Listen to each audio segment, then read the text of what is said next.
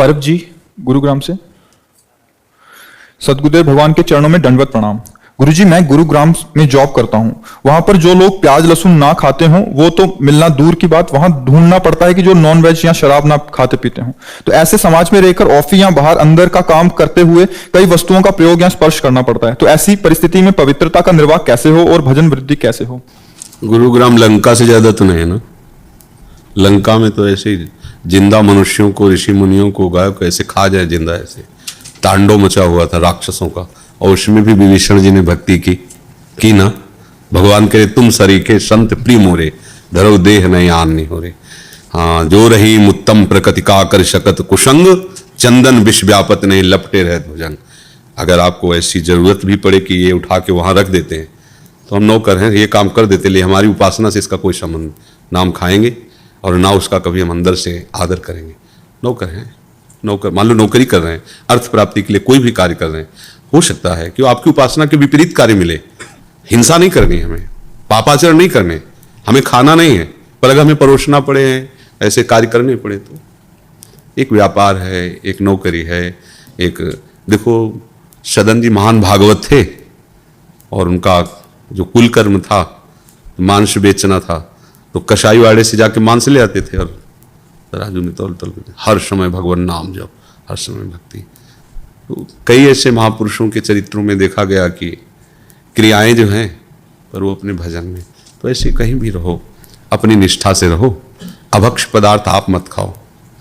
अगर कहीं ऐसा अवसर पड़ता है कि भाई, तो उसमें भक्ति अंतर का विषय है, प्रभु से हम प्यार करते हैं।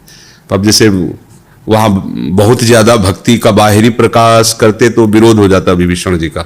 बड़ी चतुराई से गुप्त ही भजन करते रहे अंदर। रावण के सामने उसकी, वो तो बड़े भाई भी था और राजा भी था, और ये प्रधानमंत्री थे श्री विभीषण जी। उत्तम सलाह देते, बहुत अपनी भक्ति को छुपा के रखते। तो जिनको जानना वो तो जान ही रहे थे ना प्रभु की कैसा भक्त है। देखो प्रभु से मिल गए जाके। तो अपने को भक्ति का भाव अंतर सुरक्षित रखते हुए जो कार्य हमें पापाचरण में न रत करे, ऐसा कार्य हम कर सकते हैं। तो खान पान विभाग हम नहीं खाएंगे, पर अगर हमें सेवा करनी पड़ रही तो फिर, क्योंकि अब तुम कहो कि हमको केवल ऐसा ही कार्य मिले तो फिर बड़ा मुश्किल है। आज का आधुनिक समय, पैसों की ही सारी की सारी बातें हैं। अगर आपको कुछ भी पानी भी पीना तो पैसे से ही पीना है, नहीं पानी बिकने लगा। पहले गांव में जब कहते थे ना कि देखना एक समय आएगा पानी बिकेगा, तो हंसी लगती थी। पानी को बिकने की चीज ऐसा लगता था। अच्छा, उस समय जब दूध कोई बेचता था तो लगा कैसा आदमी दूध बेचता है, अरे गाय का दूध कहीं बेचने वाली चीज होती है कभी ऐसा। अब तो पानी बिक रहा है। अर्थ के बिना आपका जीवन ही शून्य माना जाएगा। अर्थ प्रधान समय आ गया है। तो जैसे बने वैसे परिवार का पोषण करो, भगवत स्वरूप मान के। खुद गलत मत करो, गलत खाओ पियो मत, और राधा राधा अंदर से जपते रहो, आगे बढ़ते रहो, भक्ति छुपा के करो। अब ऐसा नहीं तो जहां विरोध करोगे तो घर में ही ऐसे हैं भाई, 4 भाई हैं तो एक भाई ठीक से चल रहा है, 3 भाई शराब पी रहे हैं, मांस खा रहे हैं। अब क्या करें, उनसे लड़े क्या? मुझे चाहिए कि अपनी भक्ति बचा के चुपचाप भजन करो। अपने अपने कर्म का फल सबको भोगना पड़ता है। को न काहू के सुख दुख कर दाता, निज कृत कर्म भोग सुन भ्राता। सब अपने यहाँ कर्म भूमि है। आप अपने खेत में जो बोएंगे वही आपको मिलेगा, वो जो बोएगा उसको मिलेगा। अब हम ऐसा तो नहीं कर सकते कि हम जो चाहते हैं वही सब करें, ऐसा नहीं हो सकता। हम जो चाहते हैं वो हम करें। हमारा कोई अनुगमन करना चाहता है तो मुझसे निवेदन कर देते कि हम ऐसे चलते हैं। हमारा जोर नहीं कि हम जैसा चाहें वो, ऐसा नहीं। भगवान का खेल है, माया है भगवान की, सब अपने अपने राग रंग में मस्त हैं। अगर कोई तुमसे पूछता है कि तुम बड़े आनंदित रहते हो तो आप बता सकते हो कि हमने प्रियाजू का आश्रय लिया, प्रभु का आश्रय लिया है। गलत भोजन नहीं करते, गलत चेष्टाएं नहीं करते, नाम जप करते, भगवान की कृपा से हृदय शांत रहता है। अगर वो चलना चाहे तो उसे मार्ग भी बता दिया। अपनी जबरदस्ती नहीं दिखानी, हम तो भक्त हैं, ऐसा यहाँ ऐसा नहीं हो सकता, नहीं ऐसा नहीं चलता। ये संसार है। अपने को छुपा करके भक्ति करो और अपने को सही रखो, बस। अपने को सही रखने के लिए फिर ढिलाई मत करो। हम दूसरों को कहा क्या संभाल सकते हैं, भगवान जाने जो जैसे चले। नहीं, तेरे भावे जो करे भलो बुरो संसार, नारायण तू बैठ के अपनो भवन बुहार। हमें भक्ति मिली अपने हृदय को निर्मल करने की। हाँ, कोई हमसे दोस्ती करता है, चलना चाहता है तो हम बता देते हैं, नहीं करता तो हम उसका विरोध भी नहीं करेंगे। आपका चयन किया हुआ मार्ग है, पसंद है, बाजार है। अब हम ये थोड़ी कि हमें जो पसंद हो वही सब कोई खरीदो, नहीं, बाजार है। आपको जो मना सो आप खरीदो, हमें जो मना रहा सो हम खरीद रहे, समझ रहे ना। शेखावत जी, श्री हरिवंश, गुरुदेव आपके चरणों में कोटि कोटि प्रणाम। भगवान आप जी की कृपा से वृंदावन वास नाम और मंत्र मिला। आप श्री जी की अहेतुक कृपा से सुबह उठने से लेकर शयन तक प्रयास रहता है कि नाम मंत्र से अलग ना हो, फिर भी ये मन अपनी चाल चलकर थोड़ा करते करते दिन भर में बहुत सा समय व्यर्थ कर देता है। ये मन पूर्णतः सहयोग क्यों नहीं करता महाराज जी?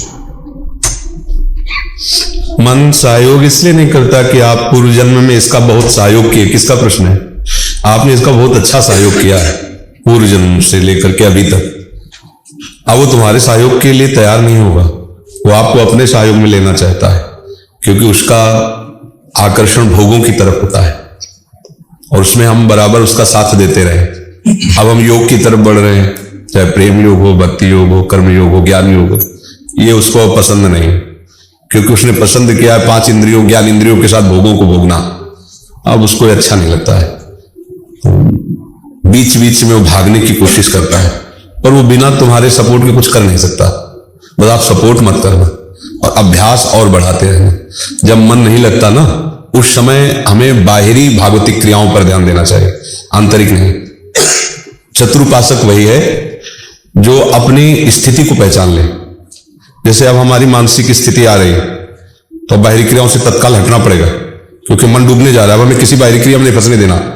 पाठ, सेवा, अगर वो डूब रहा है तो बैठ जाओ, चुपचाप बैठ जाओ, बड़ा बढ़िया अवसर आया है। अगर 10 मिनट डूबा रहा तो कई घंटे वाला भजन 10 मिनट में कर लेगा, समझ रहे हो?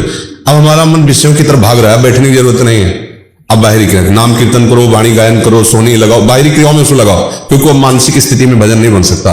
अभ्यास योग युक्तेन चेतसा नान्यगामिना, ऐसा धीरे धीरे अभ्यास कर लो कि मन, ये चित्त कहीं और जाए ही ना। इसी अभ्यास के लिए तो पूरा जीवन महात्मा जन सब लगा रहे हैं। तो आप भी उसी प्रयास में रहिए। हारने की बात थोड़ी, कुछ तो लगने लगा, तो जो बिल्कुल नहीं लगता था कुछ लगने लगा, बात समझ में आ गई। धीरे धीरे जब वो ये जान जाएगा कि वास्तविक सुख प्रभु में ही है, फिर तुम विषयों में लगाना चाहोगे तो भी नहीं लगेगा। जैसे अभी प्रभु में लगाना चाहते हो ना, वो नहीं लगता, क्योंकि उसको इतना ही पता है केवल कि विषय भोगने में सुख है। अच्छा खाओ, अच्छा देखो, अच्छा सुनो, अच्छा पहरो, अच्छा स्पर्श करो, 5 ज्ञानेंद्रिय शब्द स्पर्श रूप रस गंध। अब वो इस विषय को जानता ही नहीं, भगवदानंद को। और जिस दिन उसको स्वाद मिल गया, फिर इससे बड़ा सहयोगी आपका कोई होगा नहीं। ये आप चाहो भी विषय भोगना तो आप नहीं भोग सकते, क्योंकि मन अब रुचि नहीं रह गई। मन प्रभु के आनंद पर इसे लगाना होगा। मन तो चंचल सबनते, या को कौन उपाय, साधन को हरि भजन है, कै सत्संग सहाय। खूब सत्संग सुनते रहो और अभ्यास करते रहो भजन का, एक दिन ये लग जाएगा। निराश नहीं होना, डरना नहीं, क्योंकि बिना तुम्हारी स्वीकृति के कुछ नहीं कर पाएगा। ये बात अच्छे से समझ लो। आप स्वीकृति जब देंगे तभी ये गलत करेगा, ये पक्का समझ लो। पूरा ये सब विधान बना के आपके सामने रखेगा, बस आपके केवल दस्तखत की जरूरत है। नाश तो वो कर देगा, अभी तक करता ही रहा है। आप दस्तखत मत करना बस। चतुर उपासक के स्वीकृति नहीं, संकल्प नहीं बनने देंगे, नहीं। अब लो निशानी अपना बस। जब बार बार वो परास्त होगा तो फिर वो आपके अधीन हो जाएगा। और जिस दिन नाम का स्वाद मिल गया, फिर मन ही भगवान श्री कृष्ण हो जाएगा, मन भगवत स्वरूप हो जाएगा। अभी विषय चिंतन करके विषय स्वरूप हो गया है, भगवत चिंतन करके भगवत स्वरूप हो जाएगा। विषय चिंतन ही बंधन है, दुख है, अशांति है। भगवत चिंतन ही मोक्ष है, सुख है, शांति है। इसलिए निराश होने, तो हमारा अभ्यास चल रहा है ना, तो अभ्यास में तो भागेगा ही। सिद्ध पुरुष का मन भगवदाकार हो जाता है, तो साधक ही तो सिद्ध होता है। धीरे धीरे धीरे धीरे